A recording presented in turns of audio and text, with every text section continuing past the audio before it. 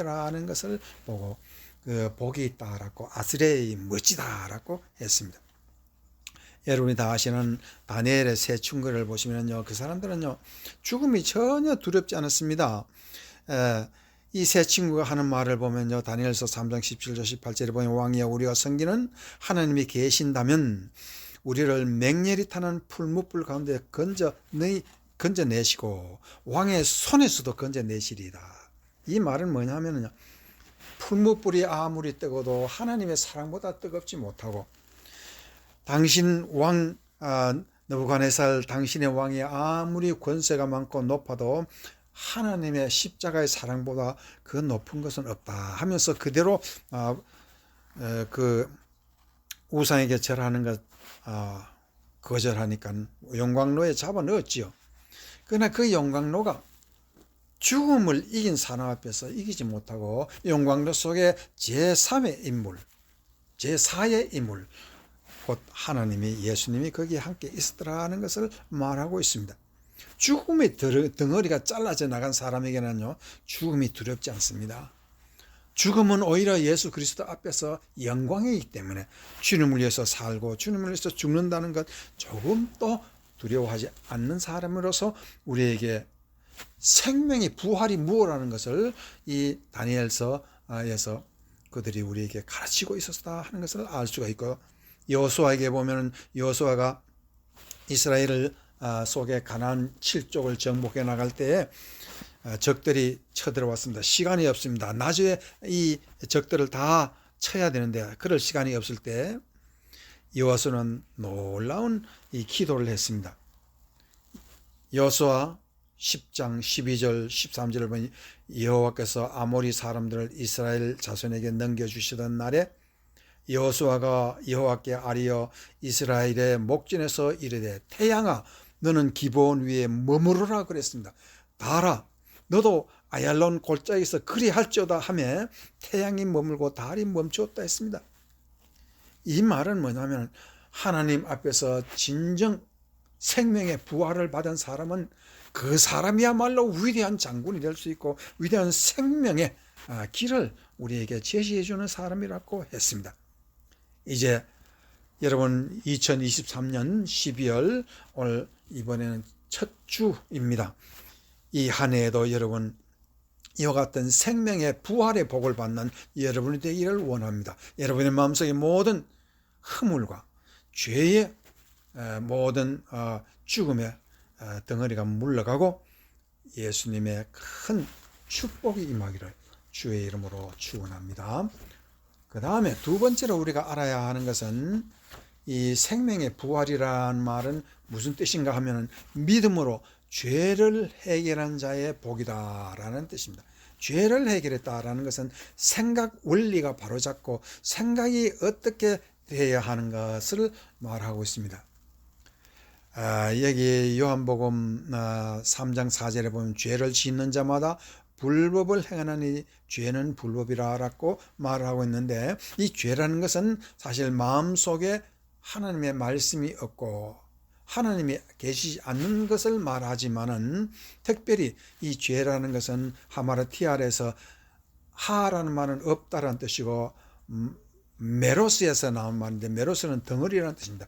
덩어리가 아니다. 하나님과 내가 마음이 맞지 않다. 하나님과 내가 한 덩어리가 되지 않다라는 뜻이 이 죄라는 뜻입니다. 이 죄라는 뜻은 굉장히 엄청난 뜻이 있습니다.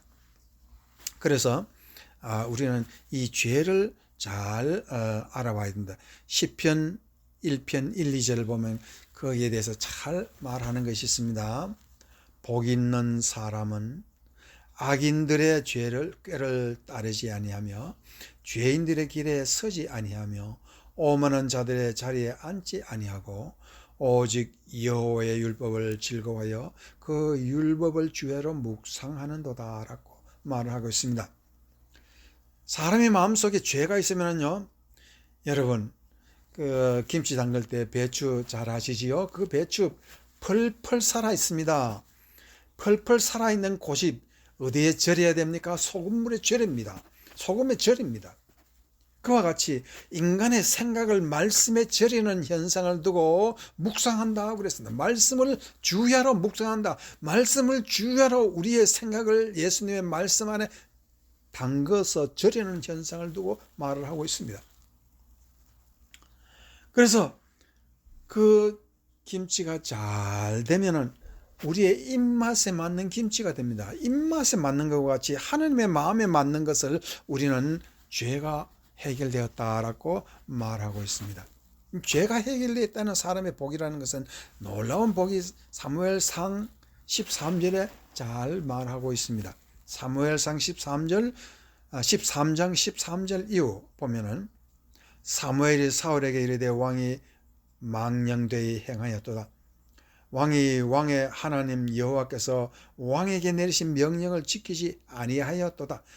그리하였더라면 여호와께서 이스라엘 위에 왕의 나라를 영원히 세우셨을 것이오늘 지금은 왕의 나라가 길지 못할 것이라.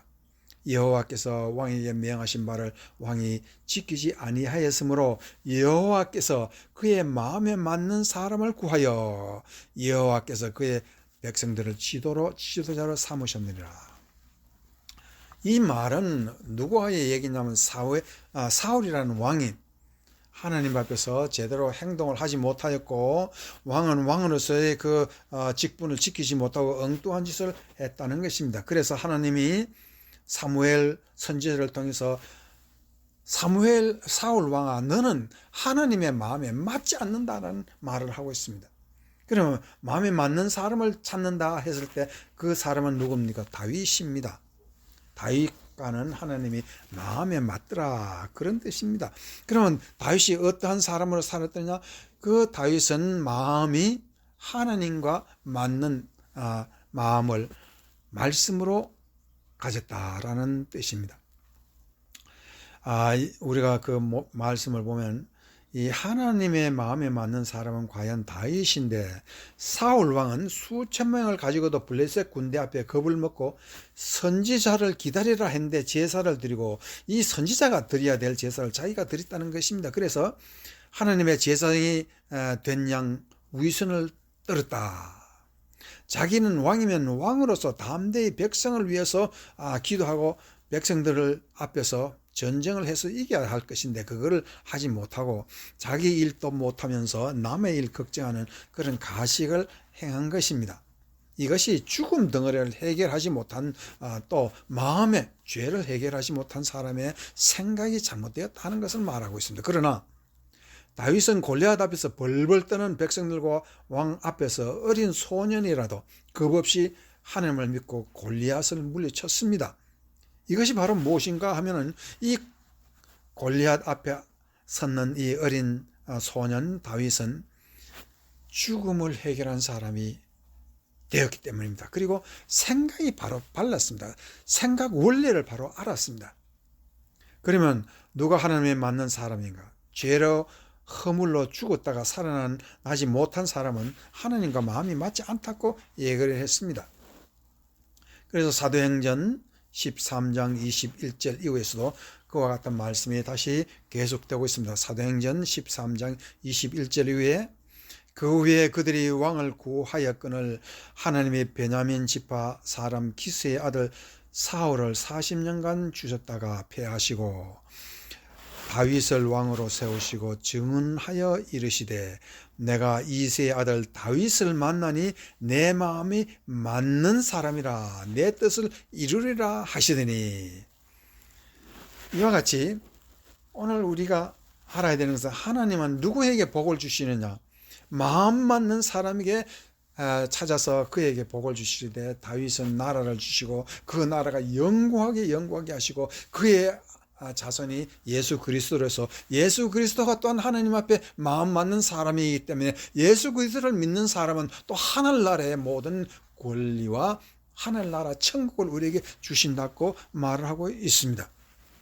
이와 같이 우리는 하나님 앞에서 마음 맞는 사람이 될 수 있는 길이 무엇이냐를 우리는 예레미야서 보면은요, 예레미야서는 하나님과 내가 마음 맞는 사람이 어떻게 마음이 맞는가를 잘 말하고 있는데 예레미야 29장 11절 말씀이 있습니다. 여호와의 말씀이니라. 너희를 향한 나의 생각을 내가 아나니 평안이요 재앙이 아니니라.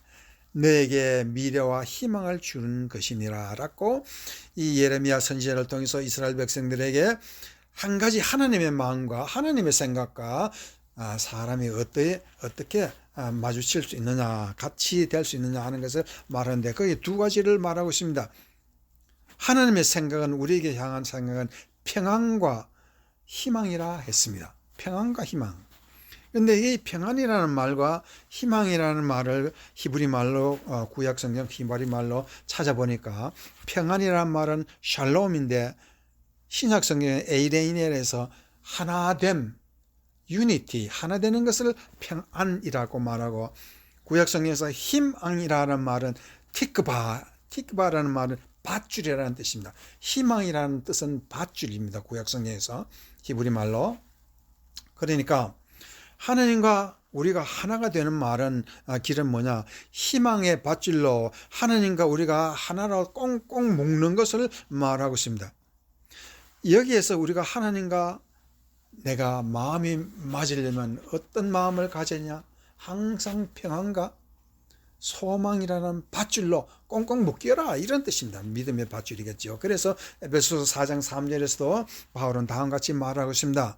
평안에 매는 줄로 성령이 하나 되신 것을 힘써 지키라. 이 말은 뭐냐면, 에베소서 4장 3절에서 바울은 성령이 우리에게 소망이라는 밧줄로 꽁꽁 묶어서 하나님과 예수 그리스도와 또한 십자가에 꽁꽁 묶어서 우리에게 늘 평안의 길로 가도록 인도해 주시는 것을 지켜서 믿음으로 살라라는 말을 하고 있습니다. 그래서 오늘은 이제 새해를 맞을 것입니다. 이제 새해를 맞는 여러분의 마음속에 어떠한 마음, 하나님과 어떠한 마음으로 딱 채널을 맞출 수 있겠습니까? 평안과 소망입니다. 이와 같이 평안과 소망이 여러분과 함께 하시되 영원 무궁토록 함께 하시기를 주의 이름으로 축원합니다. 아멘.